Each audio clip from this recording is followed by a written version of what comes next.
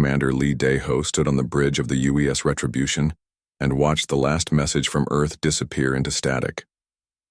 The blue marble that had been humanity's home for millions of years was now nothing but glowing ash floating in space. His hands shook as he gripped the metal railing in front of him. Behind him, the bridge crew sat in complete silence. Nobody spoke. Nobody moved. They just stared at the empty screen where Earth used to be. "Sir, we are receiving reports from the other ships," Captain Park So-min said from her station. Her voice was flat and empty. 37 vessels remain. That is all that is left of the human fleet. Lee Dae-ho closed his eyes. 3 days ago, the human fleet had contained over 800 ships.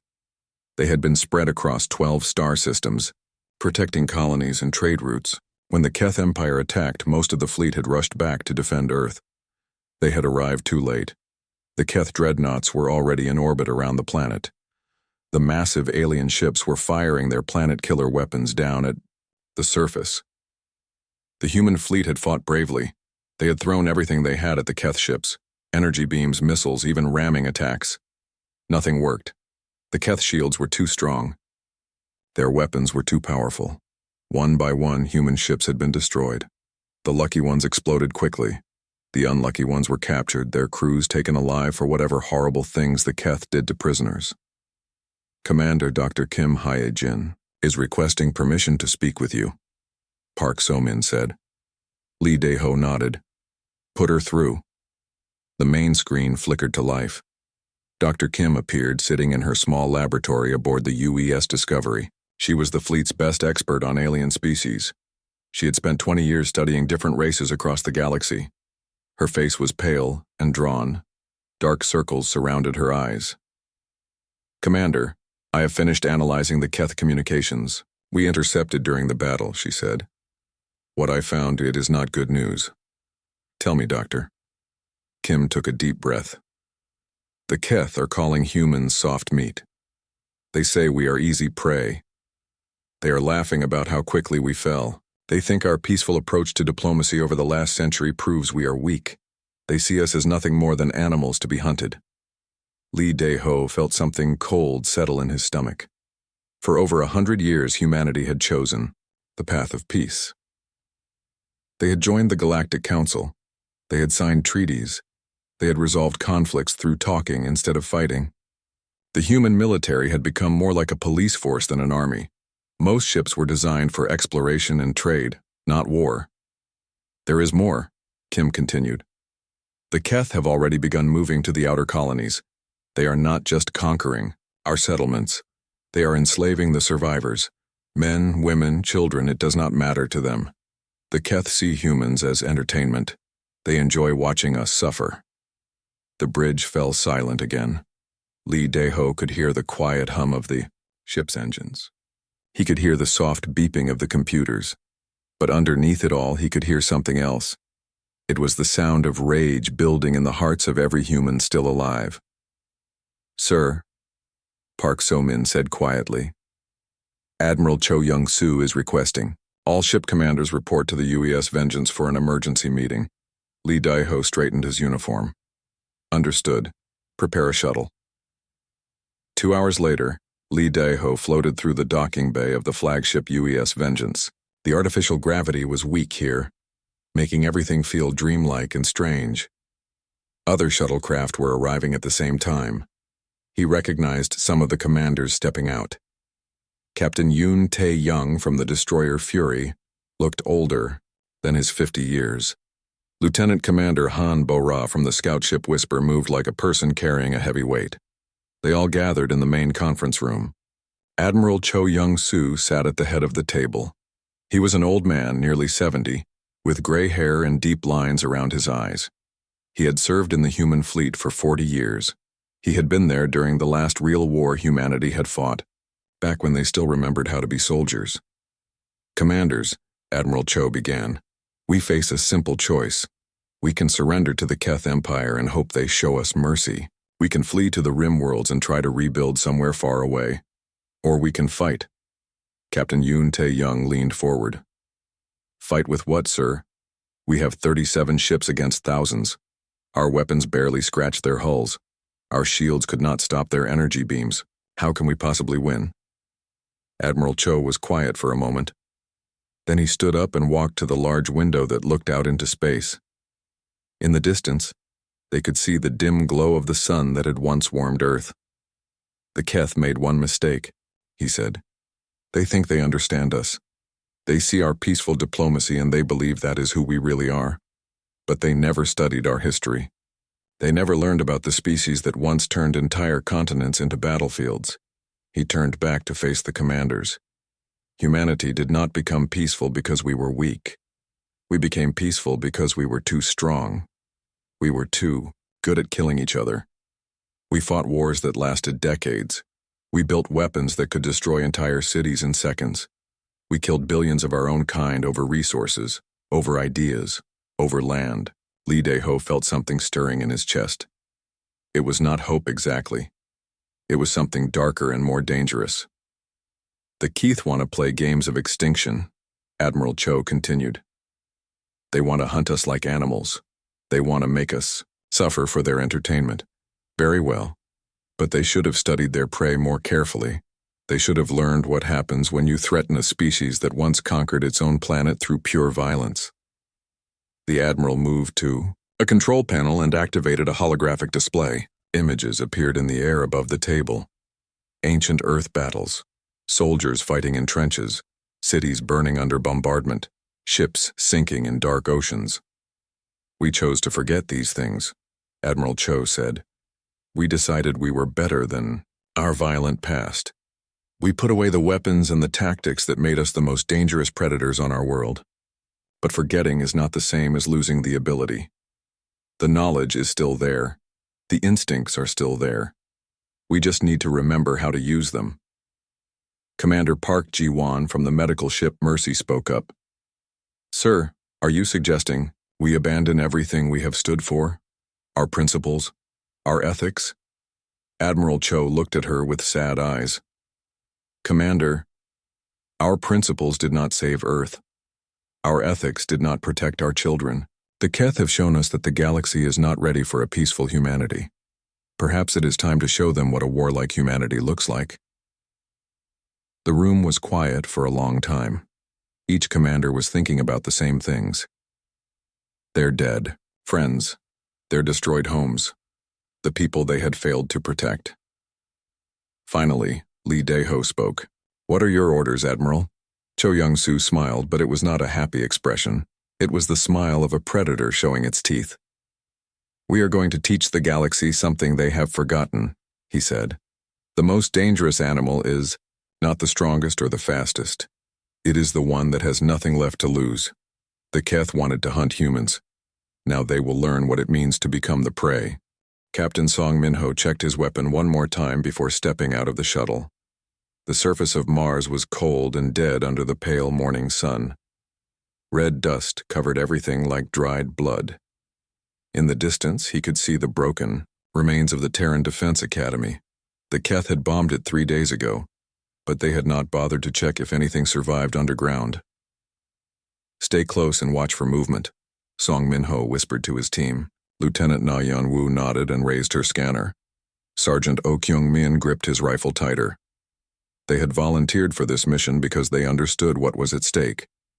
If Admiral Cho was right, the answers they needed were buried, somewhere in those ruins. The Academy had been humanity's most important military school for over 2 centuries. Every human officer had trained here. Every strategy, every weapon design, every battle plan had been studied in these halls. But 50 years ago, when humanity chose the path of peace, most of the Academy's records had been sealed away. The Angkor government decided that some knowledge was too dangerous to keep. They moved carefully through the twisted metal and broken concrete. The main buildings were completely destroyed, but Song Min-ho remembered the layout from his own training days. The real archives were deep underground, protected by thick walls and electronic locks. If they were lucky, the Keith bombs had not reached that far down. "Captain, I am picking up power readings from the lower levels," Na Yeon-woo said quietly. "The backup generators are still running. They found the entrance hidden under a collapsed wall. It took 20 minutes to clear away the debris. The heavy metal door was scarred but still intact. Song Min-ho placed his hand on the scanner and held his breath. For a moment, nothing happened. Then the door opened with a soft hiss. The underground corridors were dark and filled with dust. Emergency lights flickered along the walls, casting strange shadows. Their footsteps echoed in the silence. Song Min-ho felt like they were walking through a tomb. In a way, they were. This place held the memories of a humanity that no longer existed. The main archive room was enormous.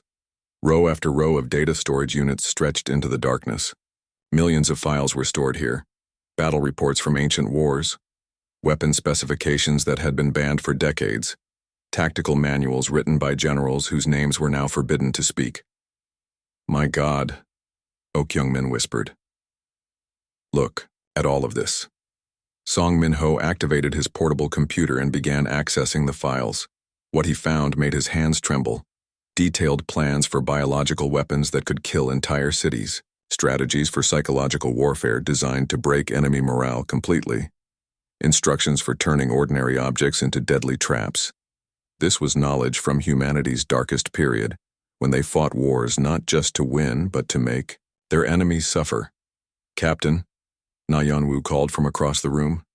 "You need to see this." She had found a section marked with red warning labels. Inside were files that made even the biological weapons look tame. Plans for turning, captured, enemies into weapons against their own people. Methods for making war so horrible that entire species would surrender rather than fight. Techniques that had been banned by every civilized government in the galaxy. Song Min-ho copied everything onto portable drives. Admiral Cho had been right. Humanity had not forgotten how to wage war. They had simply chosen to lock that knowledge away. But now, with Earth gone and their people enslaved, those locks no longer mattered. While Song Min-ho gathered the military files, Dr. Bae Sung-hyun was conducting his own research aboard the UES Discovery. He sat in his laboratory surrounded by pieces of destroyed Keth technology. His team had spent 2 days taking apart weapons and shield generators salvaged from the battle. What they found was both encouraging and terrifying. "The Keth are incredibly advanced," Dr. Bae explained to his assistant, engineer Lim Hae-jung. "Their energy weapons are more powerful than anything we have ever built. Their shields can stop our strongest attacks, but they have one major weakness." He activated a holographic display showing the internal structure of a Keth computer system. "Look at this. Their technology is based on perfect order and predictable patterns. Every system follows the same basic design. Every weapon functions exactly the same way. It is efficient, but it is also inflexible." Lim Hae-jung frowned as she studied the display. "You mean they cannot adapt to unexpected situations?" "Exactly. The Keth fight like a machine. They have standard tactics for every possible scenario. But what happens when they face something completely outside their experience? Something that breaks all the rules they understand?" Dr. Bae pulled up another display, this one showing human technology. It looked chaotic compared to the Keth systems. Cables ran in random patterns. Components were connected in ways that seemed to make no sense. But there was a logic to it that only humans could understand. "We build things differently," Dr. Bae said. "Our technology reflects the way we think. We are chaotic, unpredictable, willing to try crazy ideas that should not work, but somehow do. The Keth cannot understand this because their minds do not work that way." While the research teams gathered information, the rest of the human fleet was changing. Admiral Cho had given orders that shocked even his most experienced officers. Every ship was being converted from a vessel of peace into an instrument of war. Captain Lee Jae-won stood in the cargo bay of the medical ship Healing Hand and tried not to be sick. The ship that had once carried supplies to refugee camps was now being fitted with weapons that had no name in any civilized language. The medical equipment designed to save lives was being modified to cause the maximum amount of pain possible. "Sir, are you certain about this?" asked Chief Medical Officer Park Yoon-suk. "These modifications go against everything we swore to uphold when we became doctors." Lee Jae-won understood her feelings. He felt the same way, but he also remembered the intercepted Keth communications. The aliens talking about human children like they were toys to be broken. The laughter in their voices when they described the screams from Earth.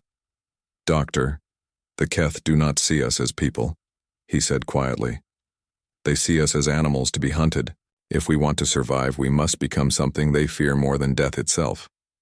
Throughout the fleet, similar conversations were taking place. Engineers who had built homes were now designing traps. Teachers who had educated children were now planning ambushes. Scientists who had dedicated their lives to healing were now creating weapons of mass destruction. The transformation was not easy. Many humans struggled with what they were being asked to do. Some refused to participate and requested transfers to non-combat roles. But most understood that they had no choice. The old humanity had died with Earth. What emerged from its ashes would be something the galaxy had never seen before. In his quarters aboard the UES Vengeance, Admiral Cho studied the reports coming in from his teams. Song Min-ho had successfully retrieved the military archives from Mars. Dr. Bay had identified critical weaknesses in Keth technology. The fleet modifications were ahead of schedule, but there was still one piece missing from his plan. They needed a test. They needed to prove that their theories would work in actual combat, and according to intelligence reports, they would have their chance soon. A isolated Keth patrol fleet was heading toward the abandoned colony of New Sol. The aliens expected to find nothing but empty buildings and scattered debris. Instead, they would find something that would change the course of the war. Admiral Cho activated his communication system and sent a message to all ships. "This is Admiral Cho. In 72 hours we will face the enemy for the second time. But this time we will not fight as the peaceful explorers they destroyed at Earth. We will fight as the species that once conquered its own world through pure violence. The Keth wanted to hunt humans. Now they will learn what it means to become the prey." The message spread through the fleet like fire. In the weapons bays, technicians worked faster. In the training rooms, soldiers practiced with a fury they had never felt before. In the planning centers, officers studied tactics that had been forbidden for generations. Humanity was remembering what it meant to be human, and the galaxy was about to learn why that was something to fear. Captain Quan Hae-jin floated in the darkness between the asteroids and watched the Keth patrol fleet approach New Sol. Through his ship's sensors, he could see 12 alien vessels moving in perfect formation. They were confident, almost lazy in their approach. The Keth commander probably thought this would be another easy cleanup mission. The UES Predator hung silent in the shadow of a massive rock, its engines cold and its weapons powered down. Around the asteroid belt, 36 other human ships waited in similar hiding spots. They had been preparing for this moment for 3 days, turning the space around New Sol into a carefully planned killing field. "All ships, this is Admiral Cho," came the voice over the communication system. "Remember what we learned from the archives. The old human military had a saying, 'The enemy cannot push a button if you disable his hand.' Today we test that theory against the Keth." Quan Hae-jin activated his ship's internal communication. "All hands prepare for combat. This is not like the battle at Earth. This time, we are the hunters." In the asteroid field, Commander Ryu Sang-min piloted the modified destroyer UES Fury toward the edge of Keth sensor range. His ship had been stripped of most of its armor and weapons. Instead, it carried powerful transmitters broadcasting fake distress signals. To the Keth scanners, it would look like a damaged human ship trying to hide among the rocks.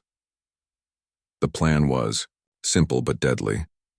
The Keth would see the distress signal and move to investigate. They always captured human ships when possible, preferring live prisoners to dead bodies. When they got close enough, the real human fleet would attack from all sides. "Contact," reported Lieutenant Kim So-ra from the sensor station. "Keth ships are changing course to intercept the decoy." Quan Hae-jin watched the enemy fleet split into 3 groups. 8 ships continued toward New Sol while 4 moved to capture the UES Fury. The Keth were following their standard tactics exactly as Dr. Bay had predicted. They could not imagine that humans might be capable of setting a trap. "Begin phase 2, Admiral Cho ordered. Throughout the asteroid field, human ships began to move, but they did not move like the disciplined fleet that had fought at Earth. Instead, they darted between the rocks like wild animals stalking prey. Some ships accelerated directly toward the enemy. Others moved to cut off escape routes. A few simply waited for the perfect moment to strike. The Keth realized something was wrong when the first human ship rammed into their formation. Captain Park Dong-soo had stripped his vessel of everything except engines and explosives. When his ship hit the Keth cruiser, both vessels disappeared in a ball of fire that lit up the entire asteroid belt. "All ships, attack now!" Kwon Hai-jin shouted into his communicator. The UES Predator burst from its hiding place with weapons blazing. But these were not the clean energy beams that human ships had used at Earth. The weapons teams had modified everything, turning exploration tools into instruments of destruction. Mining lasers designed to cut through rock now carved through Keth hull armor. Cargo loading arms became giant clubs that smashed enemy ships like toys. The Keth tried to respond with their usual tactics, but nothing worked as expected. Their energy shields were designed to stop conventional weapons, not the chaotic mix of tools and explosives that humans were using. Their targeting computers could not track ships that moved in completely unpredictable patterns. Lieutenant Colonel Park Dong-hyun led the first human boarding party in over a century. His Marines had trained for weeks using the ancient combat manuals recovered from Mars. They wore no fancy armor and carried no advanced weapons. Instead, they used modified industrial equipment, chainsaws, welding torches, and construction tools that had been turned into weapons of terror. When the Marines breached the hull of a Keth destroyer, they found the alien crew completely unprepared for close combat. The Keth had grown used to fighting clean wars with energy weapons from a distance. They had never faced enemies willing to get close enough to touch them. The first Keth warrior Park Dong-hyun encountered was tall and thin, with gray skin and large black eyes. It raised some kind of energy pistol and fired, but the human was already moving. The Marine grabbed the alien's arm and brought his chainsaw down in a spray of blue blood.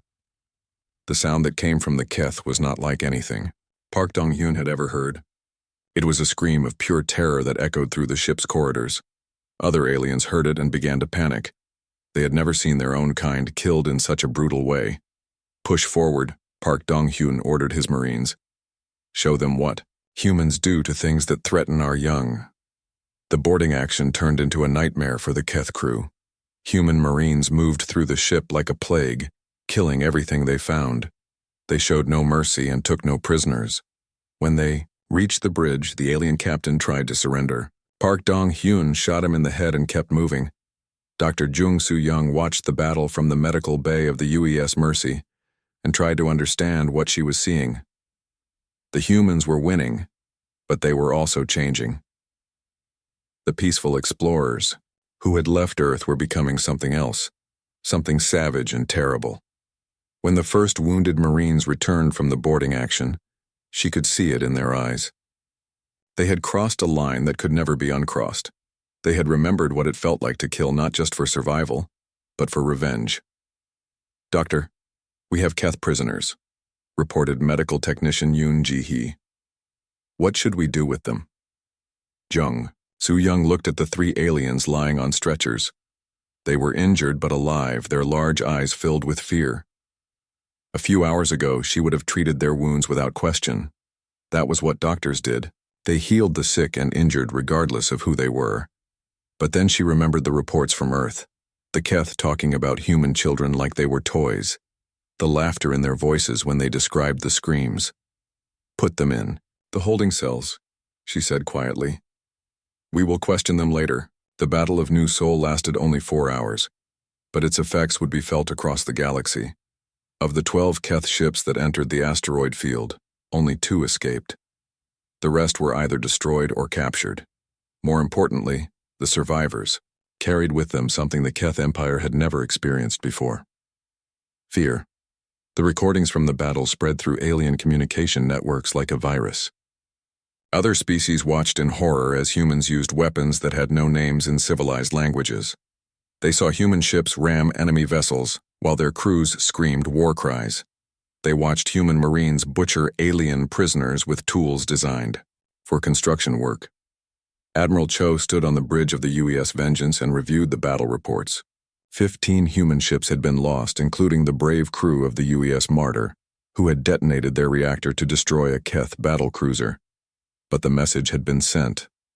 "Sir, we are receiving communications from across the galaxy," reported Communications Officer Lee Hai-jin. "The Valari Confederacy is sending messages of support. The hegemony worlds are asking about our intentions.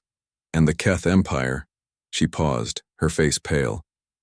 "What about the Keth Empire?" Admiral Cho asked. "They are calling us demons, sir. They say we have violated every law of civilized warfare. They are demanding that the Galactic Council condemn our actions." Admiral Cho smiled, but it was not a pleasant expression. It was the smile of a predator that had just tasted blood. "Tell the Galactic Council that we tried civilization," he said. "We tried diplomacy, we tried peace. The Keth burned our world and enslaved our children. Now they will learn what happens when you threaten a species that once conquered its own planet through pure violence." He turned to look out at the stars, where the wreckage of Keth ships still glowed in the darkness. "This is only the beginning," he whispered. "Before we are finished, the galaxy will remember why they once feared humans, and this time, that fear will be justified." War Leader Throck the Merciless stood on the bridge of his flagship and stared at the tactical display. 300 Keth warships stretched out in perfect formation around him. It was the largest battle fleet the Empire had assembled in 50 years. Surely it would be enough to crush the human rebels once and for all. The reports from New Sol had been disturbing. Humans fighting like wild animals, ramming attacks and close combat with primitive weapons. But Throck was not worried. The rebels had caught a patrol fleet by surprise, nothing more. Against a real military force, their savage tactics would fail. "War Leader, we are approaching the Beta Centauri system," reported his communications officer. "Intelligence indicates the humans have established a base in the asteroid belt." Throck nodded. The information had come from Keth infiltrators who had observed human ship movements for weeks. The rebel fleet was hiding among the rocks, probably hoping to repeat their ambush tactics. But this time, Throck was ready for them. "Deploy the fleet." "In attack formation," he ordered. "Advance shields to maximum power. These animals will not catch us off guard again." 6 light-years away, Captain Shin Yu-jin watched the Keth fleet approach on her long-range scanners. She stood in the command center of the mining station Erebus, which had been her home for the past 6 months. Around her, dozens of human engineers worked at control panels covered with warning lights. "Captain, the Keth are exactly where we expected them," reported Chief Warrant Officer Lee Dong-wook. "All weapon platforms are armed and ready. The gravity mines are in position. The automated defense drones are standing by." Shin Yu-jin nodded but did not smile. The trap they had built was more sophisticated than anything at New Sol, but it was also more desperate. If this plan failed, the human fleet would be destroyed. There would be no second chances. "Send a message to Admiral Cho," she said. "Tell him the fish are swimming toward the net." The asteroid belt around Beta Centauri had taken months to prepare. Human engineers had hollowed out dozens of large rocks, filling them with explosives and weapon systems. Hidden among the natural debris were gravity mines that could crush a ship's hull like an egg. Automated drones waited in powered-down mode, ready to swarm enemy vessels like angry insects. But the real innovation was something Dr. An Mi-kyung had developed in her laboratory aboard the UES Discovery. Nanite swarms so small they could slip through any air filter. Once inside an enemy ship, they would slowly poison the atmosphere, turning breathable air into something toxic and deadly. "Captain, the Keth fleet has entered the outer edge of the asteroid field," Lee Dong-wook reported. "War Leader Throck is broadcasting on all frequencies." The main screen flickered to life, showing the face of the Keth commander. Throck was larger than most of his kind, with scars covering his gray skin and metal implants around his black eyes. He spoke in the common galactic language, his voice filled with confidence and contempt. "Human rebels, I am War Leader Throck the Merciless. You have committed crimes against the Keth Empire that cannot be forgiven. Surrender now and your deaths will be quick. Continue to resist and I will make your suffering legendary throughout the galaxy." The transmission ended and was immediately replaced by a recorded message from Admiral Cho. It showed the final moments of Earth, cities burning under Keth bombardment and millions of people dying in nuclear fire. When the recording finished, Admiral Cho's voice spoke just 4 words. "Come and take it." War leader Throck sneered at the human response. "Begin the bombardment. Destroy every asteroid large enough to hide a ship. We will burn these rebels out of their hiding places." The Keth fleet opened fire with coordinated precision. Energy beams lanced out across space, turning chunks of rock into glowing vapor. The aliens were thorough, systematically destroying anything that might conceal an enemy vessel. It was exactly what Captain Shin Yu-jin had hoped they would do. "Now," she whispered.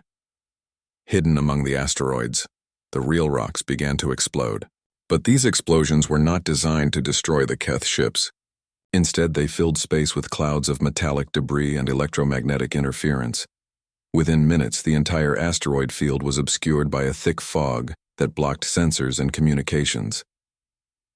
"War leader, we are losing contact with the outer squadrons," reported the Keth communications officer. "The debris is interfering with our equipment." Throck slammed his fist on the command console. "Maintain formation and continue the bombardment. These primitive tricks will not save them." But the human ships were no longer hiding among the asteroids.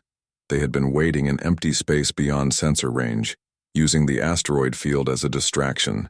Now they moved in from 3 directions at once, their engines running silent and their weapons charged. Captain Yu Hee-jung commanded the first wave of attackers. Her squadron consisted of 12 ships that had been modified in ways that would have horrified the old human fleet. The medical ship Mercy now carried biological weapons that could kill an entire crew in minutes. The cargo vessel Heavy Lifter had been fitted with mining equipment that could tear through enemy hulls like paper. "All ships remember the new doctrine," Yu Hee-jung broadcast to her squadron. "No mercy, no prisoners, no survivors." The human ships struck the Keth formation like a pack of wolves attacking a herd of cattle. They did not try to engage in honorable combat or follow the rules of civilized warfare. Instead, they used every dirty trick the ancient military archives had taught them. Some ships pretended to be disabled, broadcasting false distress signals until Keth vessels came close enough to ram. Others released clouds of nanites that would slowly kill enemy crews over the course of hours. A few simply detonated themselves in the middle of Keth formations, taking as many aliens with them as possible. Commander Sun Byung-ho led the second wave of attackers from below the asteroid field. His ships had been painted black to blend with the darkness of space. They moved like ghosts, appearing suddenly to strike at Keith vessels and then vanishing back into the void. The Keith tried to respond with their standard tactics, but nothing worked as expected. Their formation began to break apart as individual ships panicked and fled in different directions. War leader Throck found himself fighting not one organized fleet, but dozens of small groups that attacked without warning and disappeared before he could retaliate. "All ships fall back to defensive positions," Throck ordered. "Regroup around the command vessels." But the retreat only made things worse. As the Keth ships tried to pull back, they discovered that the humans had been releasing nanite clouds throughout the battle. The microscopic machines had infiltrated life support systems across the fleet. Alien crews began collapsing as their air became poisonous. On the bridge of his flagship, war leader Throck watched his mighty fleet fall apart around him. Ships that had conquered dozens of worlds were being destroyed by converted cargo vessels and medical ships. His proud warriors were dying not in glorious battle, but from invisible poisons that turned their own air against them. "War leader, the humans are broadcasting another message," his communications officer reported. The main screen showed Admiral Cho standing on the bridge of the UES Vengeance. Behind him, human officers worked calmly at their stations as if this were just another day. The Admiral's voice was steady and cold when he spoke. "War leader Throck, you came here expecting to fight the peaceful species that once sought your friendship. But that species died when you burned our children. What you face now is something your empire has never encountered. You are fighting the descendants of a world that spent 10,000 years perfecting the art of war." The transmission ended, just as Throck felt a sharp pain in his chest. He looked down and saw blood spreading across his uniform. The nanites had found him too. "Sir, all ships are reporting life support failures," his communications officer said, then collapsed at his station. Throck staggered to his command chair and activated the emergency beacon. With his dying breath, he managed to send one final message back to the Keth homeworld. It was a warning that would echo through the Empire for generations to come. "The humans are not what we thought," he gasped. "They are not civilized beings who can be reasoned with or controlled. They are demons who have learned to wear the faces of angels. Do not underestimate them as I did. Do not assume their mercy means weakness. When you threaten their young, they become something that the galaxy has never seen before. They become death itself." The transmission cut off as war leader Throck the Merciless died in his command chair, surrounded by the wreckage of the greatest fleet the Keth Empire had ever assembled. Of the 300 ships that had entered the Beta Centauri system, fewer than 50 would escape to carry news of the defeat back home. Admiral Cho stood in the observation deck of the UES Vengeance and watched the last Keth ships flee into hyperspace. Around him, the asteroid field was littered with the burning remains of enemy vessels. The victory was complete, but he felt no joy in it. "Sir, casualty reports are coming in," Captain Park So-min reported. "We lost 23 ships, including the UES Sacrifice and the UES Determination. Captain Kim Young-ho and his entire crew detonated their reactor to take out a Keth battlecruiser." Cho nodded sadly. Every human death was a tragedy, but it was also a message to the galaxy. Humanity would pay any price to protect what remained. Emperor Keth Supreme sat on his crystal throne and stared at the reports from Beta Centauri. The ancient ruler had lived for over 2,000 years and conquered hundreds of worlds, but he had never seen anything like this. An entire battle, fleet destroyed by a handful of refugee ships, his greatest war leader dead from invisible poisons. It was impossible, yet the evidence was undeniable. "These humans are a plague upon the galaxy," he declared to his assembled advisors. "They fight without honor, kill without mercy, and use weapons that violate every law of civilized warfare. They must be eliminated before their madness spreads to other species." The Emperor's voice echoed through the vast throne room on the Keth homeworld of Theknor. Around him, military commanders and government officials nodded in agreement. The human rebellion had gone far beyond a simple territorial dispute. It had become a threat to the natural order of the galaxy. "Your Majesty, our intelligence reports indicate the humans now control 47 ships," said General Vector, the Empire's chief military strategist.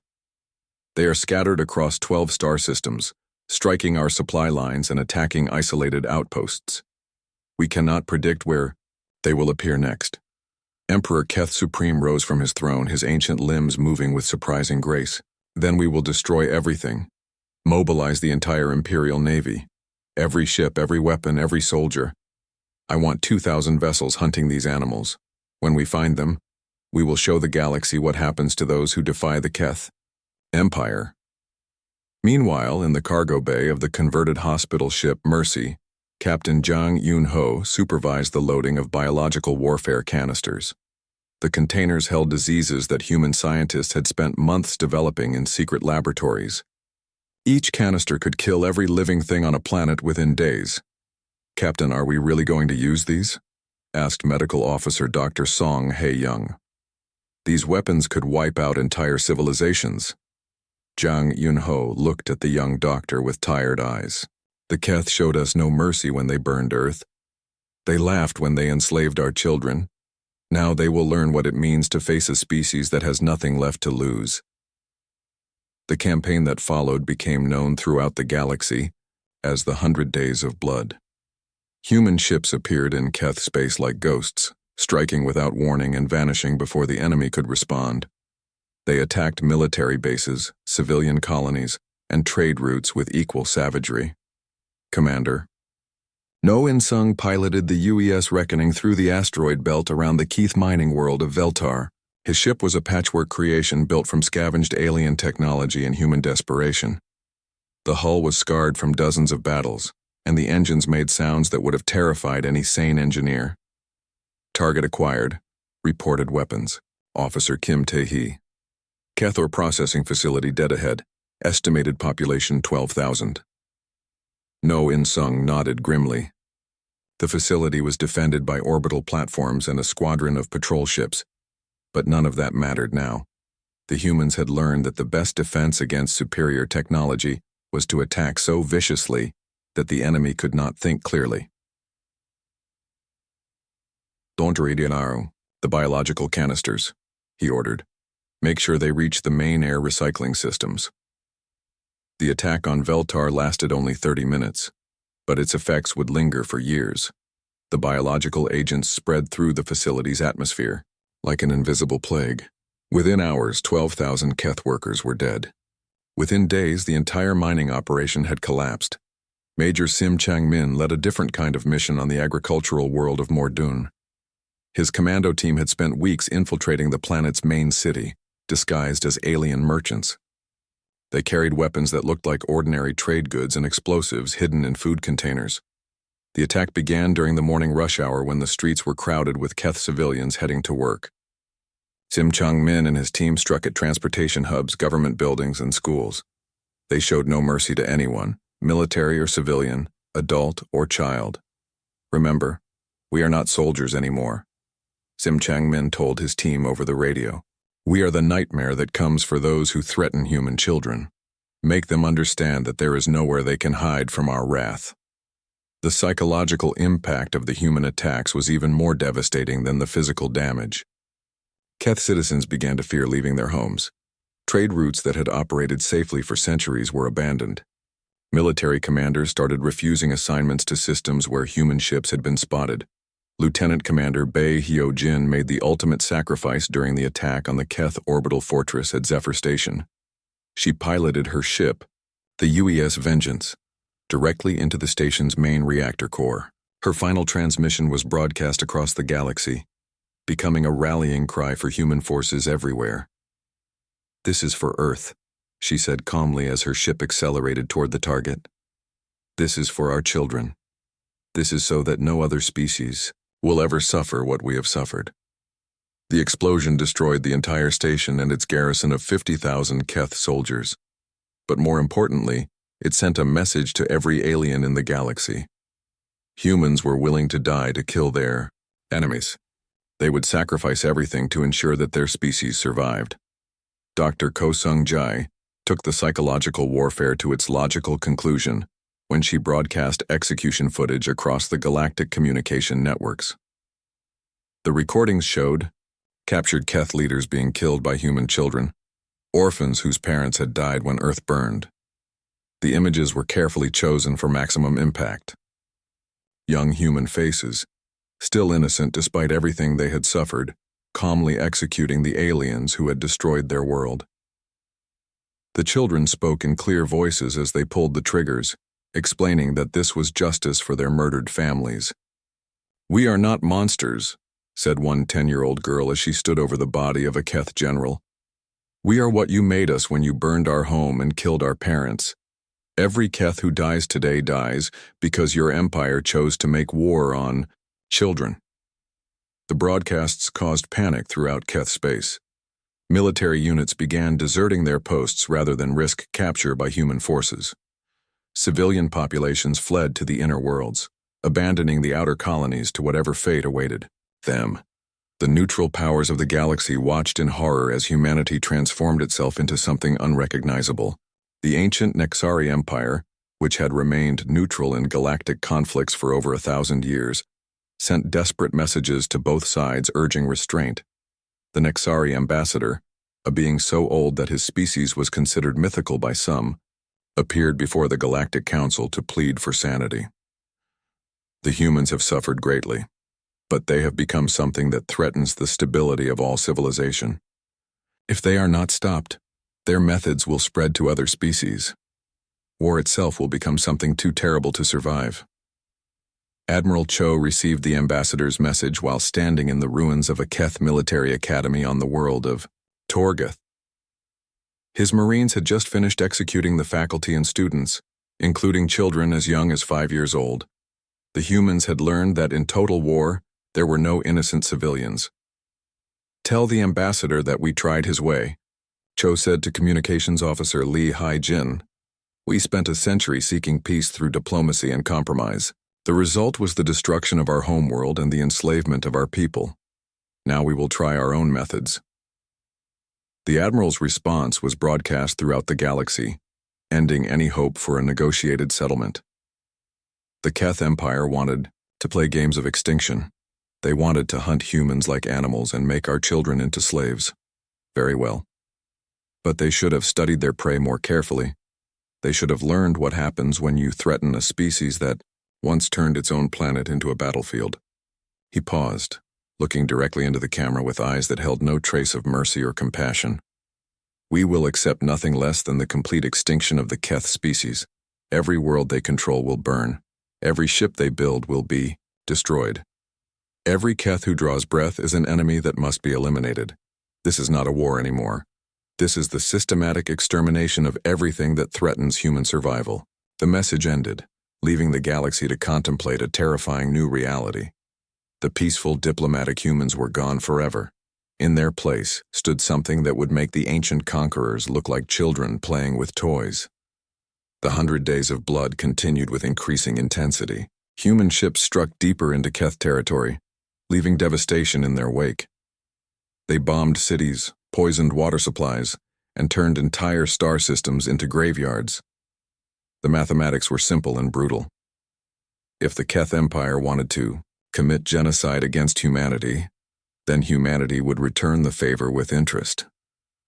Emperor Keth Supreme watched his empire crumble from his crystal throne and finally understood the magnitude of his mistake. In seeking to destroy a peaceful species, he had awakened something far more dangerous. The humans had not just remembered how to fight, they had remembered how to hate, and that hatred was about to consume everything the Keth Empire had built over the past 1,000 years. The Keth homeworld of Theknor hung in space like a dying star, its surface covered with the glow of massive defense systems. Around the planet, the last Imperial fleet waited in perfect formation. 2,000 ships that represented everything the Keth Empire had left to throw against the human menace. Emperor Keth Supreme stood in the command center of his orbital fortress and watched the approaching human fleet on the tactical display. 23 ships against 2,000. Under normal circumstances, it would not even qualify as a battle. But these were not normal circumstances, and these were not normal humans. Your Majesty, the human vessels are broadcasting on all frequencies, reported Communications Officer Zalith. Should we respond to their transmission? The Emperor nodded, though his ancient heart was heavy with dread. The reports from the past 100 days had been beyond horrific. Entire worlds sterilized by biological weapons, cities burned to ash by human raiders, military academies turned into execution grounds where Keth children died screaming for mercy that never came. The main screen flickered to life, showing the bridge of the human flagship, HFY Retribution. Admiral Cho Young-soo stood at the center of the image, his uniform stained with alien blood, and his eyes holding the cold fire of absolute hatred. Behind him, human officers worked at their stations with the calm efficiency of professional killers. Emperor Keth Supreme, Admiral Cho began, his voice cutting through the static like a blade. I am Admiral Cho Young-soo of the human fleet. We have come to finish what you started when you burned our children. The Emperor activated his own transmission, appearing on screens throughout both fleets. He was old beyond measure, his gray skin marked with the scars of 1,000 battles, but his voice still carried the authority of absolute power. Admiral Cho, I offer you terms of surrender. Withdraw your forces and I will guarantee safe passage to the rim worlds. You have made your point. The galaxy knows that humanity cannot be easily conquered. There is no need for further bloodshed. Admiral Cho smiled, but it was an expression that would have frozen the blood of saints. You misunderstand, Emperor. We are not here to negotiate. We are not here to make a point. We are here to ensure that no Keth draws breath in this galaxy ever again. The transmission ended, leaving both fleets to prepare for the final battle. On Theknor's surface, automated defense systems powered up to maximum readiness. Orbital platforms trained their weapons on the approaching human ships. Military units took positions in bunkers that could supposedly withstand planetary bombardment. Captain Wee Sung-hwan commanded the human suicide squadrons from the bridge of the HFY Sacrifice. His ship and 11 others had been stripped of everything except engines, weapons, and enough explosives to crack a planet's crust. The crews were all volunteers, humans who had lost everything and wanted only to take as many enemies with them as possible. "All ships, remember why we are here," Wei Sung-hwan broadcast to his squadron. "Our families are dead. Our world is ash. But we can still make sure that no other species suffers what we have suffered. Today we become the sword that cuts evil from the galaxy."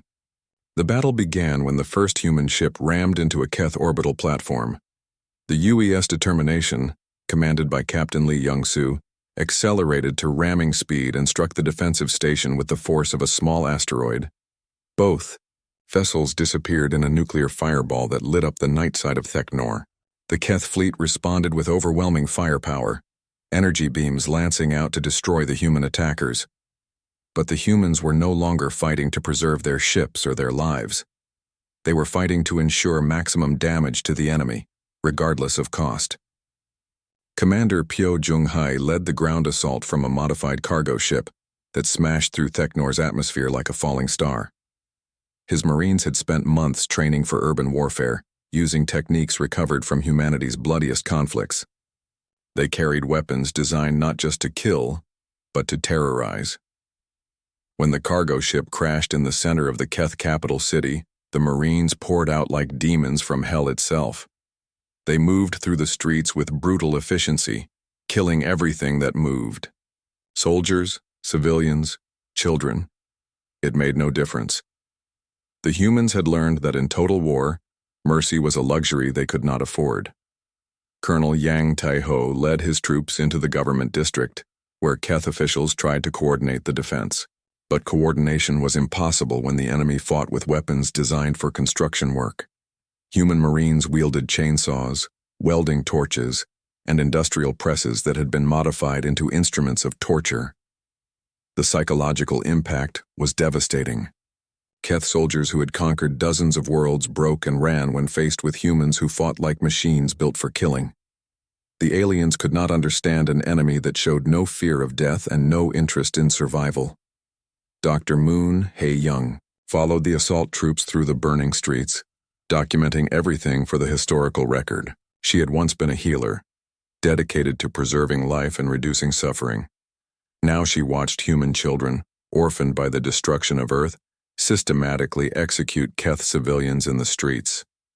"This is what you made us," she said into her recording device as a 10-year-old human boy shot a Keth elder in the head. "This is what we became when you decided our children were acceptable casualties. We are no longer the peaceful species that once sought your friendship. We are the nightmare you created when you chose genocide over coexistence." The battle for Theknor's surface raged for 18 hours. Human forces moved through the city like a plague, leaving death and destruction in their wake. They showed no mercy to anyone, military or civilian. They burned schools, hospitals, and orphanages with equal efficiency. The Keth had wanted to play games of extinction. Now they were learning the rules. Emperor Keth Supreme made his final stand in the Crystal Palace at the heart of the capital. Around him, his elite guard tried desperately to hold back the human advance. These were the finest warriors in the empire, trained from birth to protect their ruler. But they were facing an enemy that had been forged in the fires of absolute loss. Admiral Cho personally led the assault on the palace, his uniform torn and bloodied from hours of combat. He carried an ancient human weapon, a simple projectile, rifle that his grandfather had used in the last war on Earth. Behind him, his Marines moved with the cold efficiency of professional exterminators. "Your Majesty, the humans have breached the outer defenses," reported Guard Captain Velmoth. "They are moving through the lower levels. Our troops cannot stop them." The Emperor nodded sadly. In his 2,000 years of life, he had seen the rise and fall of countless civilizations. He had watched species evolve from primitive savages into enlightened beings, only to collapse back into barbarism when threatened with extinction. But he had never seen anything like humanity's transformation. "Contact the human admiral," he ordered. "Tell him I wish to speak with him personally." The final confrontation took place in the Emperor's throne room, a vast chamber carved from a single crystal that had taken centuries to grow.